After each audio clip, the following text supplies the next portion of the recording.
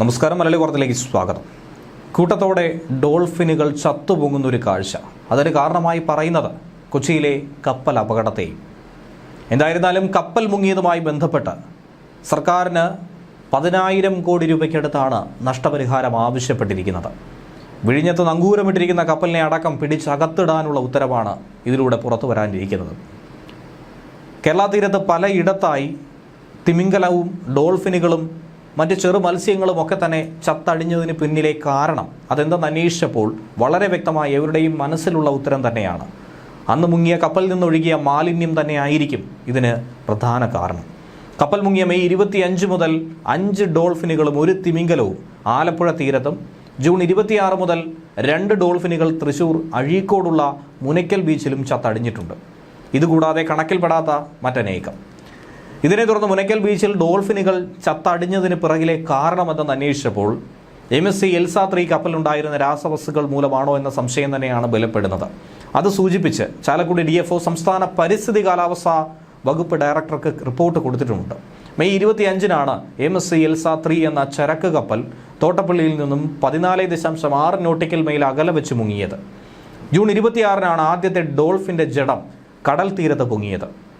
Mannuthy veterinary കോളേജിൽ വെച്ച് അതിൻ്റെ പോസ്റ്റ്മോർട്ടം നടത്തി. തൊട്ടടുത്ത ദിവസം, അതായത് 27-ാം തീയതി അതേ സ്ഥലത്ത് തന്നെ രണ്ടാമത്തെ ഡോൾഫിൻ്റെ ജഡവും പൊങ്ങി.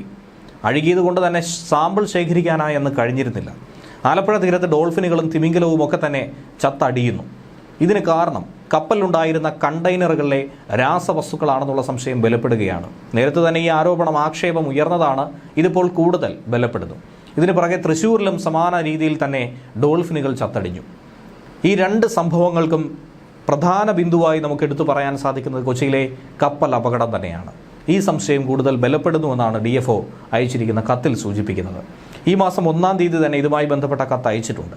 ഡോൾഫിൻ കരയ്ക്കടിഞ്ഞത് സംബന്ധിച്ച് കൊന്നക്കുഴി ഫോറസ്റ്റ് സ്റ്റേഷനിൽ കേസ് അടക്കം രജിസ്റ്റർ ചെയ്തിട്ടുണ്ട്. തോട്ടപ്പള്ളി പുറംകടലിൽ എൽസ 3 കപ്പൽ മുങ്ങി എണ്ണ ചോരുകയും കണ്ടെയ്നറുകളിലെ സാമഗ്രികൾ കടലിൽ കലരുകയും ചെയ്തത് മൂലം പരിസ്ഥിതി, മത്സ്യബന്ധന, വാണിജ്യ മേഖലകളിലൊക്കെ സർക്കാരിനുണ്ടായ നഷ്ടം ഏകദേശം 9,531 കോടി രൂപയാണ്. ഇത് കാണിച്ച് സർക്കാർ ഹൈക്കോടതിയിൽ കഴിഞ്ഞ ദിവസം അഡ്മിറാലിറ്റി സ്യൂട്ട് നൽകുകയും ചെയ്തിരുന്നു. ഈ ഹർജി പരിഗണിച്ച ജസ്റ്റിസ് MA അബ്ദുൽ ഹക്കീം തുക കെട്ടിവെക്കുന്നതുവരെ MSC അക്യുറ്റേറ്റ 2 എന്ന കപ്പൽ അറസ്റ്റ് ചെയ്യാനും നിർദ്ദേശിച്ചിട്ടുണ്ട്. ഹർജി ഈ 10-ാം തീയതി വീണ്ടും പരിഗണിക്കാനിരിക്കുകയാണ്.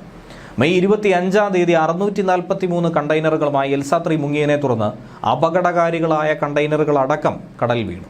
അതിൽ നർഡിലുകൾ, അതായത് ചെറു പ്ലാസ്റ്റിക് തരികൾ ഒഴുകിപ്പരക്കുന്ന കാഴ്ചയായിരുന്നു ഉണ്ടായത്. പരിസ്ഥിതി ആവാസ വ്യവസ്ഥയ്ക്ക് വലിയ ദോഷം ചെയ്യുന്ന ഒരു വിഷയം കൂടിയായിരുന്നു ഇത്. സാമ്പത്തിക മേഖലയിൽ അടക്കം വലിയ നഷ്ടം ഇതുമൂലമുണ്ടായി എന്നാണ് സർക്കാർ കോടതിയിൽ വിശദീകരിച്ചത്. ഡോൾഫിനുകളും തിമിംഗലവും ചത്തടിഞ്ഞതിൻ്റെ കാരണം അഡ്മിറാലിറ്റി സ്യൂട്ടിൽ ഉൾപ്പെടുത്തി തന്നെയാണ് വെച്ചിട്ടുള്ളത്. കപ്പൽ അപകടങ്ങൾ ഉണ്ടാകുമ്പോൾ പരിസ്ഥിതി, മത്സ്യബന്ധന, വാണിജ്യ മേഖലകളിൽ ഉണ്ടാകുന്ന നഷ്ടം ഈടാക്കുന്നതുമായി ബന്ധപ്പെട്ട് കൊടുക്കുന്നതാണ് അഡ്മിറാലിറ്റി സ്യൂട്ട് എന്ന് പറയുന്നത്. അതനുസരിച്ച് കേരള ഹൈക്കോടതിക്ക് സംസ്ഥാന സമുദ്രപരിധിയിലുള്ള മത്സ്യബന്ധനയാനങ്ങളോ ഷിപ്പിംഗ് ഉപകരണങ്ങളോ ഒക്കെ തന്നെ പിടിച്ചെടുക്കാനും ആവശ്യമെങ്കിൽ അത് വിൽപ്പന നടത്തി തന്നെ നഷ്ടം നികത്താനുമുള്ള അധികാരമുണ്ട്.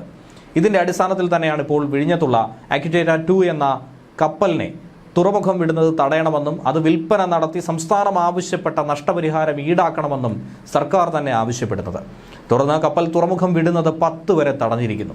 ആലപ്പുഴ തോട്ടപ്പള്ളി സ്പിൽവേയിൽ നിന്നും കേവലം 13 നോട്ടിക്കൽ മൈൽ അകലെയാണ് മെയ് 25-ാം തീയതി ഈ കപ്പൽ മുങ്ങിയത്. അതിൽ അപകടകരമായ കാർഗോ അടക്കം 643 കണ്ടെയ്നറുകളുണ്ട്.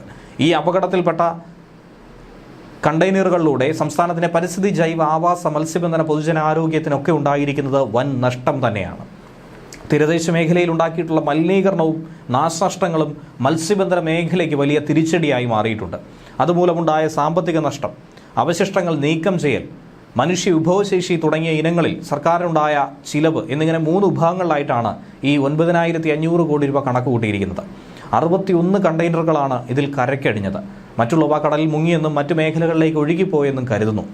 59.6 മെട്രിക് ടൺ പ്ലാസ്റ്റിക് പെല്ലറ്റുകളാണ് കരയ്ക്കടിഞ്ഞത്. കേരളത്തിൻ്റെ സമുദ്ര പരിസ്ഥിതിയെ വളരെ ദോഷകരമായി തന്നെ ഇത് ബാധിച്ചു കഴിഞ്ഞു.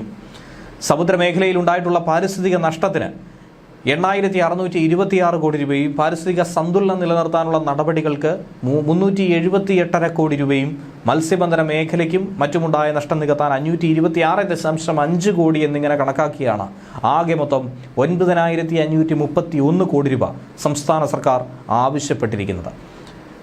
ഈ ഹർജി സമർപ്പിക്കുന്ന സമയം മുതൽ അതിൻ്റെ വിധി വരുന്നതുവരെ 6%, അതിനുശേഷം ഈ തുക ലഭിക്കുന്നതുവരെ 12% പലിശയും ഇക്കൂട്ടത്തിൽ നൽകണമെന്നും അഡ്മിറാൽറ്റി സ്യൂട്ടിൽ ആവശ്യപ്പെട്ടിരിക്കുകയാണ്. വളരെ ഭീമമായ ഒരു തുക തന്നെയായിരിക്കും ഇതിലൂടെ ലഭിക്കുന്നത്. പരിസ്ഥിതി വകുപ്പ് സെക്രട്ടറിയാണ് ഈ ഹർജി കൊടുത്തിരിക്കുന്നത്.